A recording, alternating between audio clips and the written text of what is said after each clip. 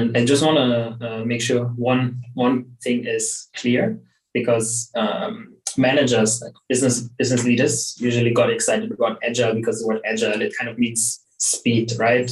That's what it sounds like. But it's important to note that it does not mean that suddenly software development is faster. If you take the same amount of scope, the same product that you want to build in waterfall and put it in agile, it's not going to be built faster. So what it means in what agile means, or how speed is achieved in agile, is that instead of finishing all the requirements, you would ask yourself, what is the minimal, the smallest possible piece of software that I can build that will deliver value for my product. So basically, you slice the whole product into different phases or different slices, and you try to start with the first section that can live on its own, that's able to deliver value on its own, and you go through one cycle of the whole software development or the whole product development lifecycle for that first piece of software. So then you still go through requirements. So for the first part that I want to build, what are the requirements? Then what's the design needed for that?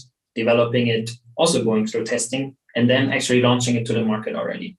So you're consciously saying, I know this is not complete. I know there's so many more features that I want to have, but I can put it out in the hands of people and I can learn from them. I can see how they're using it. I can see if it's fitting. And then you can define what is in the next stage, what is the next piece of requirement.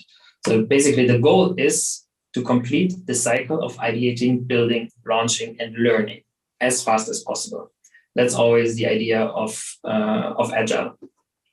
So just going back maybe to also explain the phases a little bit of how we do the different phases.